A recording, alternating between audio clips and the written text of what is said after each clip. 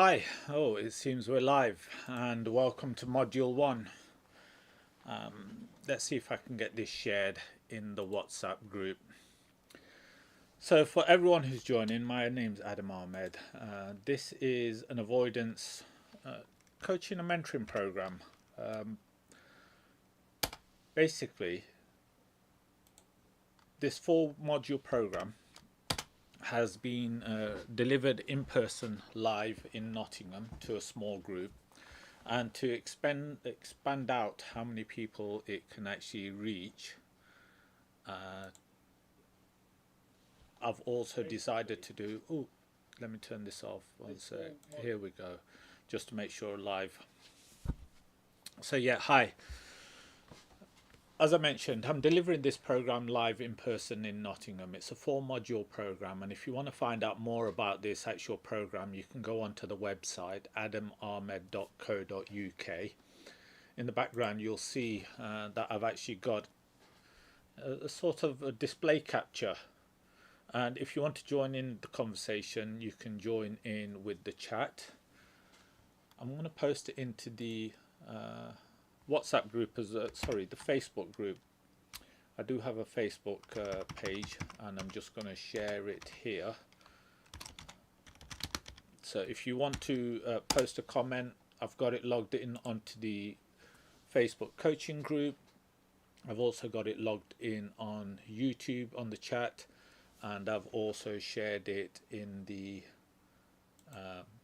WhatsApp group. So mainly I'm delivering this for people who have signed up for the WhatsApp. So how I'm going to deliver this presentation, it's not going to be exactly the same as what I deliver in person, because when I'm delivering in-person workshops, it's a very interactive experience with the members who are attending, and when I'm sharing information, questions come up and we can bounce off ideas.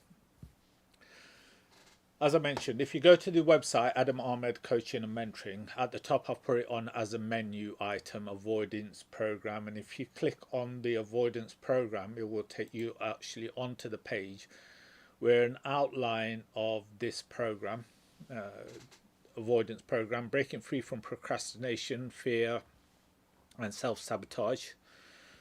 4 modules. I'm going to be delivering this over 4 weeks. Saturday in person. We started on Saturday 20th of September, and we're going to continue that every Saturday. The live presentation, as I'm doing right now, that's recorded and you can watch it later on, will be available on YouTube.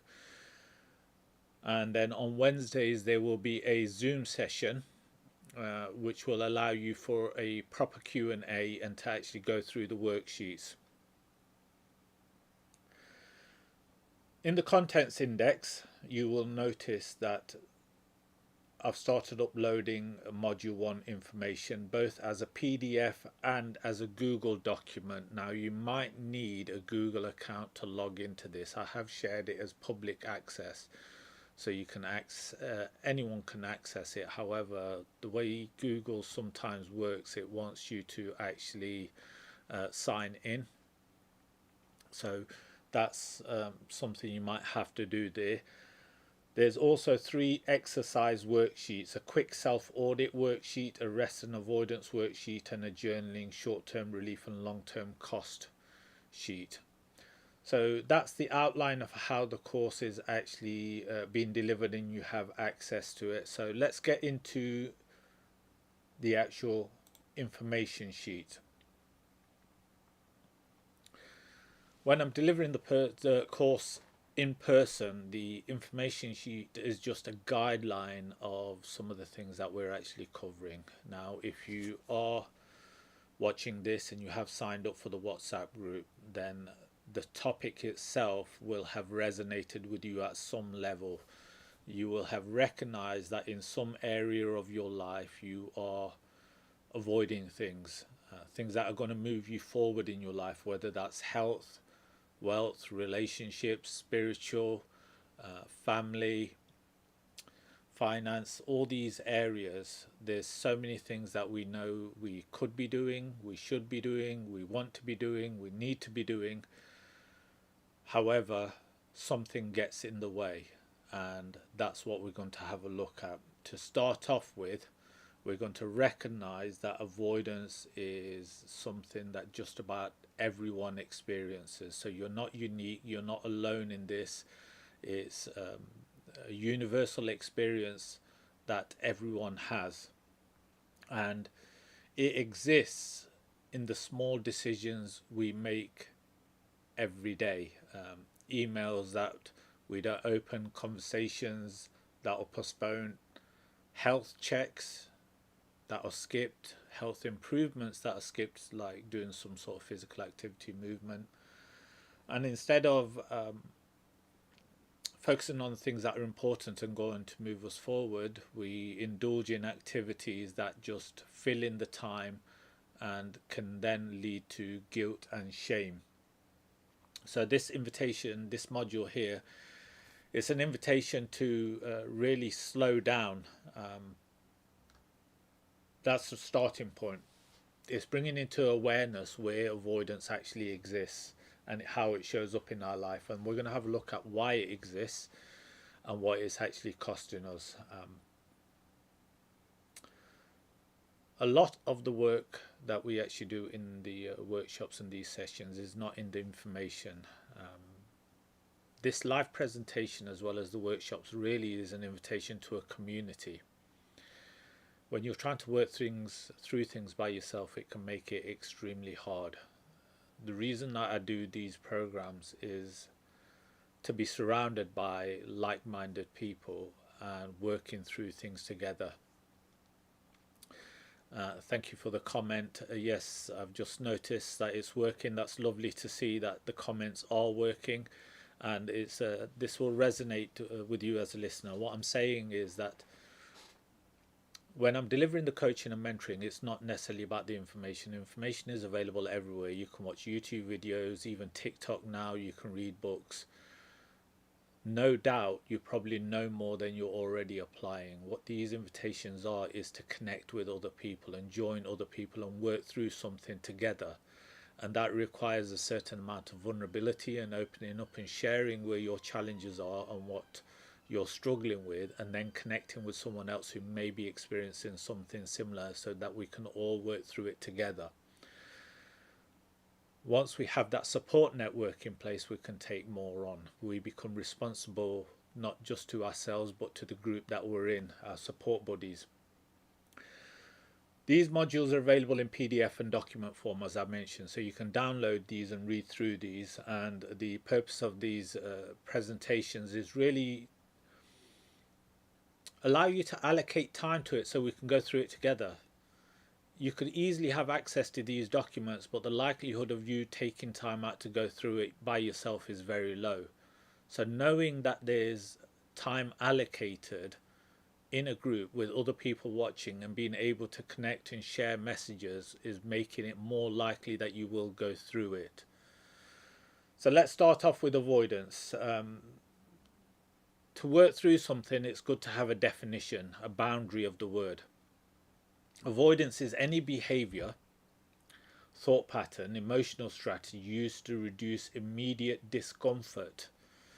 So remember that word, immediate discomfort, by delaying, minimizing, or escaping from tasks, feelings, memories, or situations that feel threatening, even when the delay or escape creates longer term harm or stress. And avoidance can take many shapes. It's classic procrastination, which is putting off a task till later. Distraction is excessive scrolling, TV. Half-hearted participation is a very dangerous thing, especially in the area of relationships. With the advent of apps, dating apps nowadays, a lot of people think that they're really opening themselves up to a relationship, but they're using apps as a sort of justification that really are trying. It's not. When we do half-hearted participation, it's really a sort of self-sabotage, because we think we're putting effort in when we're not really showing up properly. Emotional suppression is dangerous because what we resist persists. Anything you push down and you don't process fully will come back again in another way, and it can manifest itself in really ill health. It's a very dangerous strategy to suppress emotions. And the most dangerous one really right now is social withdrawal. with the advent of mobile phones and TV and activities, we can just as easily fill up our time doing things by ourselves rather than connecting with other people in the real world, which is why I run the actual in-person coaching. So a couple of things here. This program is not meant to be a replacement for therapy or counseling. This is an invitation to a group support. Two important notes: avoidance is not always bad. Sometimes avoidance is adaptive. It's an escape from danger or an intentional rest. And we will go through a worksheet that will help you identify the difference between rest and avoidance. And avoidance in itself is usually motivated by short-term strategies to reduce pain, avoid shame, protect the self. The problem is the long-term cost. So here, this is what we do actually in the workshops. We'll go off, still stick to the actual program here. But remember, I mentioned those words earlier on: discomfort. Avoidance is a symptom. It's not a cause of things. It's a symptom that basically the cause of it is that there's something that's creating some sort of discomfort or stress, and avoidance is a strategy to reduce that stress. When we're scrolling, we're doing things, it's to reduce the stress levels. Unfortunately, it's an immediate gratification of reducing the stress levels, and what happens is, although in the short term it relieves that stress, the thing that caused it in the first place, the activity that needed to be done, or the memory that needed to be processed, or the trauma that needed to be healed, still remains. And no doubt what will happen, it will come up again. So recognizing the difference between causes, symptoms, and our strategies on how we deal with stress is fundamental to learning about ourselves and then making some changes so that we can work through stress and do more, achieve more, be more freer, and resolve things. Now, one of the aspects that we'll actually have a look at avoidance, and I've noticed the message that's come up here regarding overwhelm, is a false expectation of how much we can actually do in a day. I utilize the normal guidelines is that if you make a list of 10 things to do during the day, even if you get 3 done, it can be progress, as long as those 3 things that you are doing are the highest value, highest leverage, highest impact things. Another form of avoidance is finding tasks that really are low value to make you feel that you're actually moving forward. You're better to do less, 2 or 3 high value tasks, than lots of low value tasks. Unfortunately, with social media, we can utilize posting on social media, posting on Facebook, sending messages out as a way of networking and connection, when really the highest value thing would be just to pick up the phone and call someone and have a 5-minute chat and really connect with someone. So identifying things that are low value and high value will help reduce the sense of overwhelm, and even if you don't get 10 things done, you will feel that you're making a really big impact in your life. So let's get back on with this actual worksheet. Why avoidance exists, the psychology, the overview. It's a survival tool and it's become overgeneralized. I decided to call it avoidance rather than procrastination because there's certain words that have lost their meaning because of overuse, and procrastination is one of those things. But avoidance really is a general strategy that we all utilize in every area of life, and it has a much more deeper, much more meaningful impact because we all recognize when we're avoiding something. As I mentioned, it starts off with emotional regulation. When something comes up, stress comes up in the body, we want to minimize that stress, get back to levels of levels of comfort. Fear and trauma can come up, especially if you've suffered some sort of loss or pain in the past. And we've already talked about short-term relief and long-term cost. Avoidant acts reward us immediately in the present. They give us that immediate sense of relief, but that immediate sense of relief means that we miss opportunities for growth, we miss opportunities for income, we end up with poor health. There's a lot of studies about novelty seeking, and TikTok and social media have mastered dopamine, in the sense that they will keep you locked in, releasing more and more dopamine, and before you know it, 5, 10, 15 minutes, 20 minutes have gone. So be more aware of when that actually happens, and if you can get out of it quicker, that'd be much better. So let's go on with actually some of the exercises. So we'll bounce between these sheets. As I've mentioned, if you go to the actual avoidance program, you'll notice that you can download the PDF and the Google document. With the Google document, you can actually copy it to your own Google Drive and then fill it in online, and that's why I've done it like that. PDFs are slightly different, that they're not necessarily editable like documents are, so you've got access to both. To make the most out of this, you really need to identify 3 areas that you're actually going to work on, because that narrows your attention. Rather than just generally working through avoidance, you can practice working through stress on something specific. So the worksheet has a question in step 1 where it asks you to identify avoidance in 3 areas that you're avoiding right now. This gave some examples there: calling a family member, finishing a proposal, decluttering a room, scheduling a medical checkup. Don't spend too long on doing these exercises. The longer you spend on them, that's a form of procrastination in itself, because that can be a way of perfection. I don't know what to write down. I want to write down the perfect thing. It has to be meaningful. No, that's not the point. Whatever comes to your mind, write it down. You can always cross it out and replace it. Self-editing for perfection can delay, and delay is a denial, and denial is death. So put 3 things down straight away, exactly what's happening. Emotional check-ins are very important to recognize and label the emotions that we're experiencing, learning about ourselves and the emotions that exist, putting labels to them. And every person's label will be totally different. One person's angry will be totally different to another person's angry. It's only what's relevant and meaningful to you. So again, the words don't matter as long as they're meaningful to you. Identify what the short-term reward is. Everything has a payoff. We have to recognize what that payoff is, even in the short term, because when we recognize what the payoffs are, we can work through that.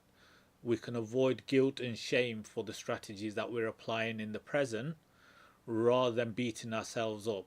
And that's another aspect of working through avoidance. This is to really learn how to nurture ourselves in a loving way, to actually work through what our mental strategies are, our emotional strategies, and recognize what we're actually doing without being in a constant cycle of guilt and shame. Long-term costs are very useful to recognize what the long-term cost of avoidance actually is. When we did the Saturday workshop, I asked everyone to stand in a position to think about a task that they were going to do. And you can do this right now. As you stand wherever you are right now and you think about a task in front of you, you will notice that you're starting to think about the effort that you've got to put in to complete that task, the things that you need to get ready to do that task, the downsides of the task, where it might go wrong, why it might not be right, the mistakes that you can make. And what happens is all these thoughts, even before you start the task, increase stress. They release cortisol. When the brain starts filling up with cortisol, it starts shutting down the creative center, and it does the opposite of motivating you. When you get to a certain stress level, you will then look to relieve that stress, and you will find a distraction, and that's where avoidance comes in. So the tool that we used in the exercise is that standing where you are, seated where you are right now, we did this in a physical space. I asked people to take 5 steps forward to the end of the result, having completed the task, having done the task. So if you did that now mentally without physically moving, and you thought about a task that you were doing, but then you actually think about it actually being completed, and finished, and the rewards that you get from actually finishing that task and how it's going to move you forward in the area that you want to actually move forward in, that will release a different set of chemicals. That will release chemicals that make you feel that dopamine hit, make you feel more relaxed. It opens up the creative aspect to yourself.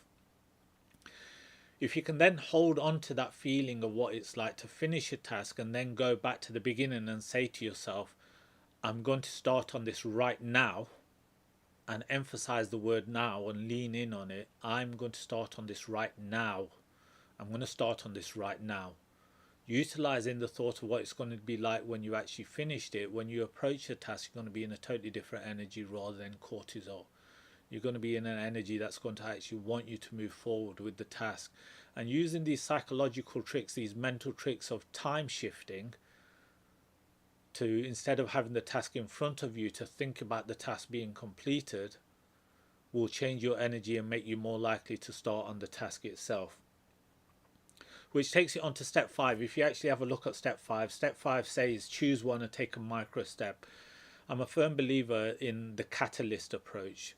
You don't try and complete a task, you try and get started. If you can perfect, if there's anything that you ever want to perfect, and I try and avoid perfection, but if anything you want to perfect, or another word is master, if there's anything you really want to master, it's the art of getting started quickly. That's in every area of life. As soon as something that comes up and you say, I'm going to start this right now. And Mel Robbins wrote a book called, the principle she used is 5, 4, 3, 2, 1. Yeah. She gave the analogy of the countdown for the shuttle. And she used 5, 4, 3, 2, 1, go. And use that as a trigger to actually get started with something. So you can come up with your own trigger that really gets you started on a task and gets you moving forward. And if you can work in micro steps, small steps, then what happens is, like a candle can light a bigger fire, the domino effect, a small domino can knock over a domino nearly twice its size. The same thing when you get started with a task, it can move you forward. If you're in the WhatsApp group, post in the WhatsApp group that you're going to do a task and use the accountability of a WhatsApp group to actually move forward with it. So which brings us on to the next thing, recognizing the difference between rest and avoidance. You need recuperation time. Whenever you've done a task or you've done something, you need to actually recover from it to get your energy back up. Exercise B helps you identify the difference between rest and avoidance. It's got a checklist. Whenever you're doing something, a task, ask yourself, do I feel more energized or calmer after this thing that I've just done? Is the activity intentional? Is it deliberate rather than automatic? Does it have a clear boundary? If you're going to do scrolling and you're going to do an activity, watch TV or something, set a time limit on it and say, you know what, I'm allowing myself for 5 minutes to do this. I recognize what it is, but as soon as these 5 minutes are up, I'm going to get back to what I was actually doing. That sets a clear boundary to the thing that you're actually doing. Also, when you think about the task you're doing, do you feel anxious, guilty, or resistance? It's a very good way to recognize that if you're watching TV and you're thinking I should be doing something else, you're not enjoying the relaxation and you're not doing the other thing either. And is the activity to avoid discomfort, uncertainty, or possible failure? There's a couple more questions there, but ultimately, do the self checklist, and the exercise I gave in the workshop was very simple. Get a piece of paper, fold it in half. On the left hand side, write down avoidance. On the right hand side, write down rest. And what you do, put down 5 activities that you know that you do for avoidance. I think at the top, right at the top for most people, will be social media browsing, TikTok browsing. Yeah, it's a common activity that so easy to do and releases dopamine that it's generally an avoidant activity. If you are going to use social media, do it intentionally and curate the content and think about what you're actually going to look for rather than letting social media feed you the content. You can use social media in a proactive educational way if you set the intention of what you're actually going to seek out before you start looking for it. Other things like TV, here's one that really most people wouldn't recognize as an avoidant activity. Vacuuming and cleaning the dishes. Now you think those activities would be beneficial, but if you're using those activities as an avoidance of something even more important, it's surprising when there's something that needs to be done, you can find 100 things down around the house that you were avoiding previously, but suddenly they seem important enough to do. You'll tidy up your clothes, sort out your wardrobe, pack up bits here and there because you think you're making progress in those areas, but you have to ask yourself, are you doing those things because you set the intention for them, or are you doing them because you're avoiding something more important? That's a very useful way of recognizing when you're actually avoiding something. On the right hand side, put down rest activities. I have a nap during the day for 20 minutes, 30 minutes. I've started introducing short walks as a rest. Have activities that you've already decided beforehand what you're going to do to recuperate your mental, physical, emotional energy, your spiritual energy, whether that's prayer or anything else. So rest is about renewal, avoidance is about escape. The goal isn't to eliminate all avoidance immediately, to build awareness so you can catch yourself in the moment. So imagine on, let's see, if you're on the left hand side where you do a lot of avoidance, you're just trying to move the needle just a little bit. You're not trying to get to the other side where you're perfect. It's just shifting over a little bit so it's less and less. And as you start to build up that momentum, it can help work towards even more bigger things.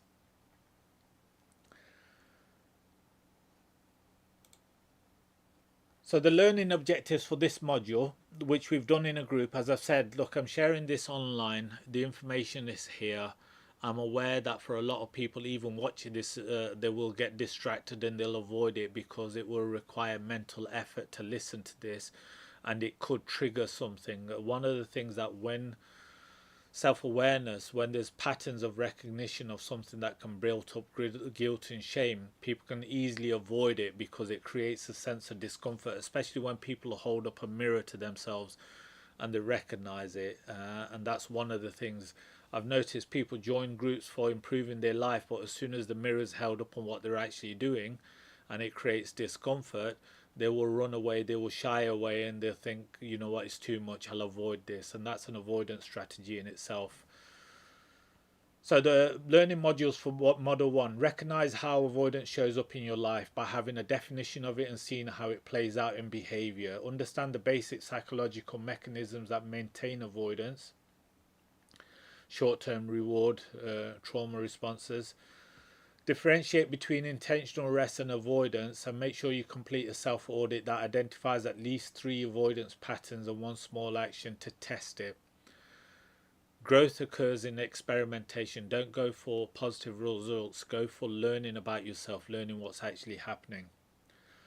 The practical exercises are listed in the avoidance as well. The group practice we did earlier on, I will take it on to exercise C. Journaling.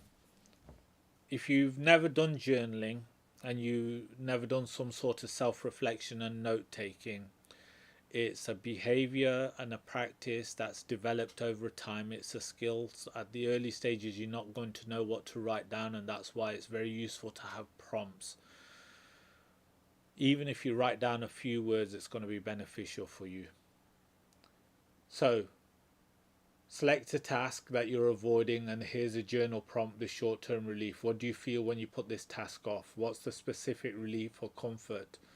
How do you distract yourself, and does the relief last or is it fleeting? And then just put down some reflections. Go on to journal prompt 2, the long-term cost. Identify what the long-term cost is. Do you really want to be stuck in the same position in a year's time, dealing with the same problems you had a year ago? That's really what it comes down to. It won't be long before we start coming up to the end of our life and we look at all those opportunities we had, all those things that we could have done, and we wasted it by avoiding every area of life. So hopefully this will create a sense of urgency for you to actually start doing things, utilize the groups. Have a look at the contrast between the short-term relief and the long-term cost. Success really is the difference in the small decisions on a daily basis. If you can start making more good decisions that move you forward, then they'll pay off in the long run. Closing notes: avoidance is not failure, it's a protective strategy your brain uses to shield you from discomfort. Lean into stress, and one way to lean into stress is to utilize the support that you have, the WhatsApp group. If you go to Linktree, Adam Ahmed Coaching, you can join the community space for this. It's here, and inside the community is the WhatsApp groups that exist. It's open invitation to everyone. I do check in there daily and I do post, and hopefully I will continue sharing more of this. As a reminder, these are totally free of charge. There's no cost to being in part of the community. There's no cost to taking part in this program. Even if you get one lesson, one learning, one improvement, that's something for you to build on. And that's really the approach that I'm applying here. There's no expectation you to resolve everything, fix everything. Everyone's starting from a different place. But if you can make a new connection, make a new friend, find some support buddies, share something, be vulnerable, learn something, then when you go again on the next cycle, you'll be in a far better situation and you'll improve, just like I'm doing right now with this YouTube live broadcast that I've shared here. There's no expectation for lots of people watching it. I'm doing it because there will be lessons and learning in it, and something good will come out of it. So thank you for those that have joined here. Thank you for posting the comments here. If you do watch this on repeat, do post a comment in the YouTube, or do post a comment on the Facebook page or in the WhatsApp group. I'll be back on Wednesday, and I'll share the link for that in the WhatsApp group for the Zoom session where you can check in and ask questions or work through the worksheets. Actually, that's a time block. It's a 30-minute time block where it's group work. So if you're struggling to find time to go through exercise A, B, and C, you can join in on Wednesday and actually work through it in a group. It's like a co-working environment. And then I'll be back Saturday for the live workshop, and then Monday again for the next module 2. Okay, thank you for those that have joined here. Thank you for everyone who's caught this on watch, catch up, and I will see you again next week. Take care.